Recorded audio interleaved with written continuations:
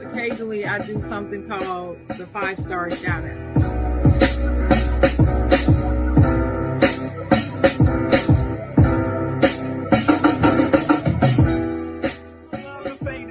I'm not gonna say it because I don't believe in it. I don't believe in. You can't make you know what I'm talking about.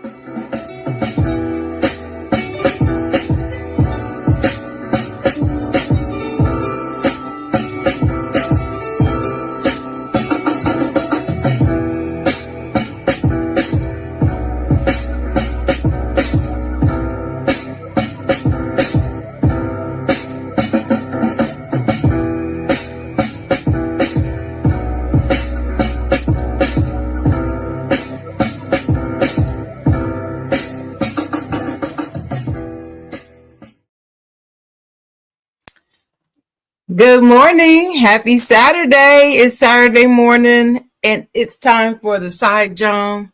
Saturday, my favorite day of the week. Thank you so much for joining me this morning. I'm Sharon, your host, the chocolate writer. Glad to be here. Glad to have you in the house. Please be sure to like and share the show because doing this producer thing on your own is a little difficult this morning. So if you could like and share the show, that'd be great. This morning, I thought it would be a good idea in light of the recently passing of Veterans Day to talk about veterans, the military, and so forth, and the pride that we have in our military, the greatest military on earth, the branches of the military, and why we respect them and why we admire them and why we celebrate Veterans Day. Sorry about that, guys. All right. So again, please like and share the show. Veterans Day, it was the 11th of this week that we celebrated Veterans Day. Most of the governmental offices, I'm sure, were closed in your area. They were in mine. And a lot of people get confused between Veterans Day, Labor Day, and Memorial Day. Not sure why Labor gets confused in there, but I've seen people confuse the three of them. And none of them should be confused with Flag Day, which is where we celebrate the flag. But yeah, Veterans Day. If you know a veteran, if you are a veteran, if you love a veteran, might want to have them watch the show because today's show is going to be about my love for the military and for the veterans of the United States of America. So again, happy Saturday. How has your week been? Let us know in the comments how your week has gone. This week for me was challenging, but it was a good week. I made it through to Saturday, my favorite day of the week. My sister's over at Sweet Love, TMA, asked the question, what are we waiting for this weekend? What are we anxious to do this weekend? And I said, I was waiting for the side Jawn. I was ready for this show today. Of course, I'm missing my co-host. For some reason, he had to take a hiatus for the football season. So hopefully he'll be back and pop in more often. He was on with me a few weeks ago when we had the Flex Zone on. Hopefully he'll come back on here soon again. Lots of love for you, Dennis. Hope everything is going good for you. But I could not wait to be here because I just love doing the side Jawn. Love spending this time with you guys. So why don't we just get started? Veterans Day. And add this to the stage here. So Veterans Day. A lot of people do not understand what Veterans Day means, why we celebrate it, where the name even came from. Well, it started in the time of World War I, the First World War, often known as the Great War. Well, the war went on until the Treaty of Versailles was signed. Versailles in France, June 28th, 1919. The treaty was signed, and that ended World War I. It was on November the 11th, 1918, where people finally stopped fighting. So even after the treaty was signed, there was still some skirmishes going on and hostility going on between the Allies and Germany, right? But November the 11th is regarded as the true end of World War I. And that's why we celebrate Veterans Day on that day. The reason why we celebrate it is to honor America's veterans for their patriotism, their love of the country, and their willingness to serve and to sacrifice, and even for their families to sacrifice for the common good. So that's the purpose of Veterans Day. Do you have veterans in your family? Are you a veteran? My dad was a veteran, and he served in the Air Force. For that reason, I always had a love for the military, everything about it, the uniforms, what they stand for, their mottos, all of that. So if you know a veteran, then you know how important it is to celebrate them. So let's quickly talk about the branches of our military. So we now have 6 branches of the military. The Space Force, it was a while before I even knew the Space Force was really even a thing. I didn't even know it at first. I thought somebody was making it up the first time I heard it, but it's the U.S. Army, of course, the Navy, the Air Force, the Marines, and the Coast Guard, and the Space Force. Okay. The Army. I guess the Army tends to be the most recognizable and the most familiar. When people talk about the Army, talk about the military, the first thing they see is an Army soldier with, U.S. Army patch on and so forth. But the Army, their motto is "This will defend." It's the oldest branch of the military, and it's a long history of service to the country. That motto, "This will defend," will, W-E''LL, was first used in the War Office of the Continental Army during the American Revolution in 1778. So that motto goes all the way back to then. You find this motto in the U.S. Army official flag and in the Department of the Army emblem. It's depicted on a scroll held by a rattlesnake, and it's the symbol used on many colonial American flags during the Revolutionary War. This signifies the Army's constant readiness over the past 200 plus years to defend and preserve the United States. So that's what the symbolism means. The next branch of the armed forces is the Navy, the U.S. Navy. They don't really have an official motto, is what I found in my research. Unofficially, they will say things like "not self, but country." It's over the chapel doors at the U.S. Naval Academy in Annapolis, Maryland, but it has not officially been named their official motto. I think it should be "not self, but country," which is the epitome of serving in the military. Once you sign up and you get sworn in as a member of the military, your life no longer belongs to you. It actually belongs to the U.S. So to me, "not self, but country," that is a true statement that they hold dear and take very seriously. So let's hope that they actually make that the official motto for the U.S. Navy. Let me see. Oh, a lot of people, I know many people have heard the song "Anchors Away." Anchors away, my boy, anchors away. Yeah, that's a song, but it's unofficial. And a lot of people think that Anchors Away is their actual motto. No. Other people say that it's Semper Fortis, which is Latin for always courageous. That still is not their official motto.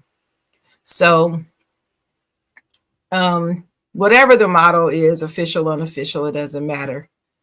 They still uphold the ideals and fearlessly serve the United States at home and abroad, patrolling and controlling the waters.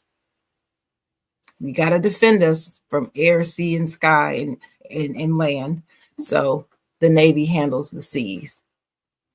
Next branch, the U.S. Air Force. One as I mentioned before, I'm particularly fond of because of my father. I grew up in Dayton, Ohio, which is where one of the largest Air Force bases in America is located, Wright-Patterson Air Force Base. Huge Air Force base. And their Air Force Museum houses some of the most iconic Air Force machinery that you ever want to see. And of course, with the latest inventions, they have them there as well. It's worth the trip up to Dayton just to see this Air Force Museum. It's amazing. But adopted in 2010, just think it took this long for this model to be made official for the Air Force. It's aim high, fly, fight, win. So it's not just aim high. Everybody hears aim high, but it's aim high, fly, fight, win. It expects their airmen. They hold them to a very high standard. And that's where the idea of aim high comes from. Not only are they up high, patrolling the air, but also to aim high. We hold you to a high standard of excellence. Air Force. They honoring the legacy of the U.S. Air Force. We honor these airmen. Airmen have been legendary in protecting our troops on the ground, rescuing them, taking them away from harm, bringing them back to the States, all of that. So Air Force is a very heavy duty, very important branch of the government as well. Moving on to the Marines, the U.S. Marine Corps, Semper Fidelis, always faithful. It seems like everyone I know knows this motto. It's legendary. They yell it, they cheer it, they even use it as a greeting when they greet each other, Semper Fidelis. It's not just a motto for the Marines. It's their way of life. It's how they're trained. It's what they believe in. It's a Marine to the core, always faithful. Commitment to both their fellow Marines in the United States of America, the nation that they are set out to defend. And that motto was established way back in 1883. And it represents their unshakable loyalty to one another as Marines and to this country. It stands for the steadfast dedication Marines will always have to fighting on behalf of this nation, as well as alongside the few, the proud, the Marines. I'm sure all of you have heard that on the commercials. I get a chill when I say it, just even when I read it. But yes, the U.S. Marine Corps. We have the Coast Guard. A lot of people don't understand that the U.S. Coast Guard is an actual branch of our military. It's not just some U.S. government agency. It's not an agency. It's a branch of our military.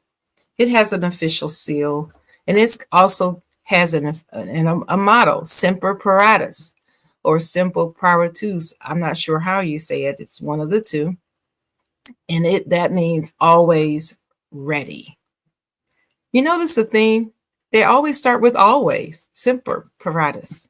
That is always ready. The Coast Guard is on call 365 days a year to protect the waterways and the people of the United States. Some say that, there's many different variations of how they got the name, but it doesn't matter. It's apropos. It fits them perfectly, always ready. They never get a day off. The situation, they're not situational. They're always ready to go because we're always going to need them. And it's not just for military action. The Coast Guard protects us from criminals on our waterways. It rescues people who are stranded out at sea or ocean, lake. Sometimes it depends on where you are. And so they say that no matter the rough waters, challenging ocean rescues, or long hours of ensuring national security, the U.S. Coast Guard is always ready to respond. And that's where that motto comes from. Now, we have the Space Force. The U.S. Space Force is a real branch of the government. Their motto, Semper Supra, always above. So, I mean, you got the Air Force, aim high, but then you have the space, which is up above our air space. So always above that. Pays homage to their roots in the U.S. Air Force, but also our future in space. Always is chosen because just as space is unending in time and death, so too is the Space Force commitment to uncompromisingly protect and monitor space and U.S. satellites. Yes, the satellites are not up in our airspace, guys. It's up in space. So we do have to monitor those satellites from tampering, from damage, from malfunction. That's why we have to make sure that we monitor them. And satellites control a lot of things on planet Earth, not only for our nation, but others. So it's all above is chosen as a symbol of both the act of looking up to space and wondering what's beyond space, as well as the Space Force's value of excellence. And they have a unique symbol. The symbol it looks like a triangle almost with a graphic on the middle, and something you might want to just check out. So those are the military branches that we hold dear, that are created to protect and defend us here in the United States. And again, as I stated before, my dad served in the U.S. Air Force. He was a medic.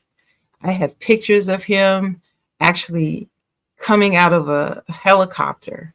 As a medic in the Air Force, what you were responsible for going into sometimes enemy territory, rescuing our injured soldiers and taking them out of harm's way so they can get medical treatment, providing them with medical treatment immediately on the helicopter on the way there. I mean, they served a critical role in combat. So I was always proud of my dad once I learned that he indeed was a medic in the Air Force. So I'm saying all this to say, do you value the military? Do you know what role they play in your safety and security as an American? When you see a veteran or a military person, a soldier at the grocery store, at the mall, at church, at the gas station, do you say anything to them like, thank you for your service? Do you salute them? Is it proper to salute? That's the kind of thing you should find out. Every 4th of July, it's supposed to be the Independence Day for the United States. Now, as a Black person, of course, there is the feeling that July 4th was not for us because we still were not free back in 1776. We were still thought of as not even human, not even a person, not an American, but property, all of that. But here's what I challenge my sisters and brothers with regarding that. They brought us here. We didn't ask to be here, but now we are. And we have generations going back to the 1600s, born and raised here. We have proven that we are indeed people. We are not animals. So whatever they wrote back then And whatever they did to gain independence for this nation back then is for us, whether they realized it then or not. We realize it now. So, yes, it is okay to celebrate Independence Day, in my opinion. Every Independence Day, I do watch the fireworks on TV. I watch the Capitol 4th because I want to see who's performing. And I also would like to hear the big band, military band sounds, playing all the branches of the government theme songs, Anchors Away, all of them, playing the pomp and circumstance. I can't even remember the name of the songs right now, but I like to hear all of that. And I wave my flag because this is the nation I live in. Now, we may not like our history here and the way they treat us and the way that they are trying to still oppress us and all of that. I'm all down for that fight. I'm a very, very militant person in that regard. But I'm also an American and I'm proud to be one. I'm proud to wave my flag. I should have brought my flag out and I should have brought my dad's flag. I have his flag from when he passed away. We did get his official flag in a glass case that I have displayed in my house. And I look up there and look at it, think about him a lot. After he left the military, he served for 30 years at Wright-Patterson Air Force Base in Crew Station Escape Area B. He was a part of a team that created and designed and perfected the booster that allows airmen to escape planes when planes are about to crash. A lot of you may remember on Die Hard 2 with Bruce Willis, one of the scenes, he's in a helicopter, they're throwing the hand grenades in, and he sees the little lever that you could push to eject. He straps himself in, pushes it, and ejects out of the plane, and the parachute comes out. Well, my dad was part of the team that created and perfected that whole system. Very proud of that. That's the type of technology created on the civilian side of the Air Force. And it's something to be proud of. I was looking up the rankings of the military of the world. There actually is an organization that ranks militaries, which I had no idea. And yes, the United States military is ranked as the most powerful and the strongest. And they have China on there.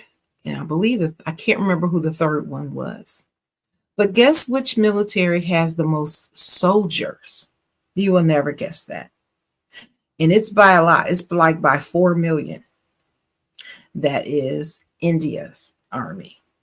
They have the most people, so I guess that's why they have the most soldiers. But they're still not the most powerful. That would be the U.S. military.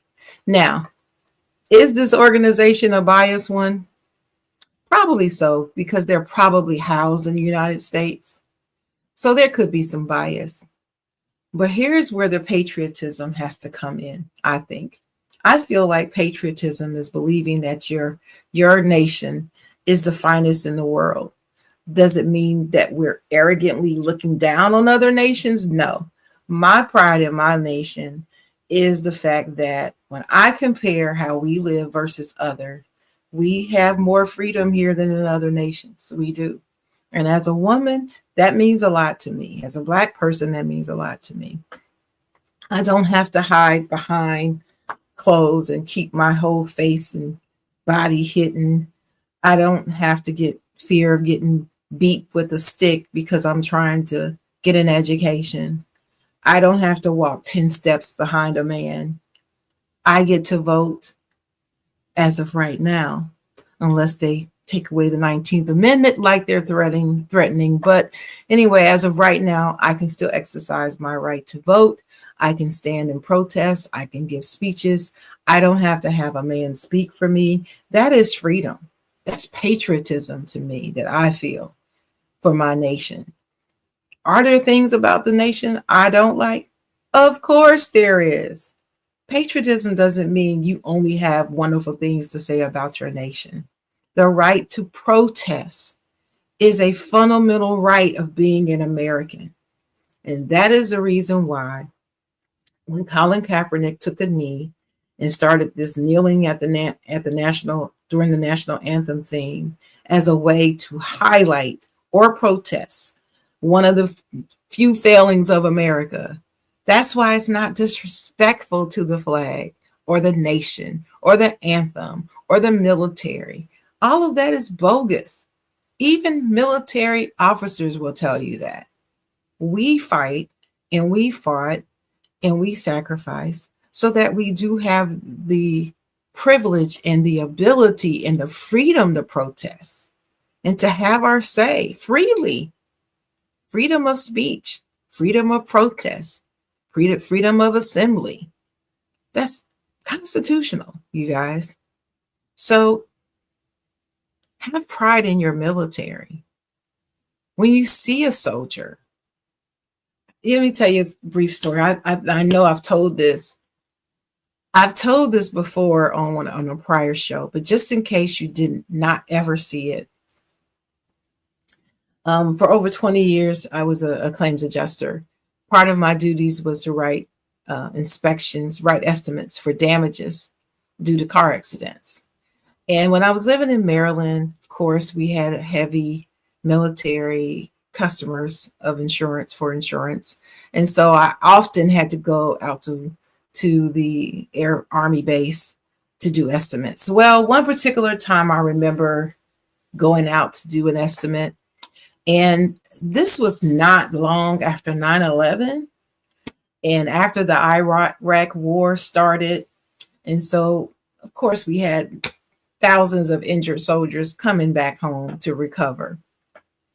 This particular soldier, his wife had been in a car accident. Somebody had hit her. And he came out with his nurse to the inspection site because I usually have the person come meet me out there where I had no idea that he had been injured. And he comes out in full military dress with a cane, walking. And you could tell he was barely ambulatory and he had to walk with assistance. He still had bandages on his head. And I immediately turned around. And as soon as I saw him, I almost dropped my laptop. I was, typing my estimate on. I just broke out crying. I had to put everything down on the car. And I said, listen, I'm sorry. I said, I don't mean to, make you feel weird or anything, but I just thank you so much for your service, your sacrifice. And I saluted him. I said, I don't even know if that's appropriate for a civilian to do, but I'm doing it. And I just want you to know how much I appreciate you. And he thanked me. He hugged me, which I hadn't had a soldier do that to me before, but he hugged me. And then we went on about the appointment. My point is in saying all that is I get emotional when I see them on the street, even, I feel that way about firemen too, but especially military personnel, either current soldiers, veterans, anyone that I know that's been affiliated. So I honor and salute you. When Veterans Day comes up, I do tend to make a Veterans Day post.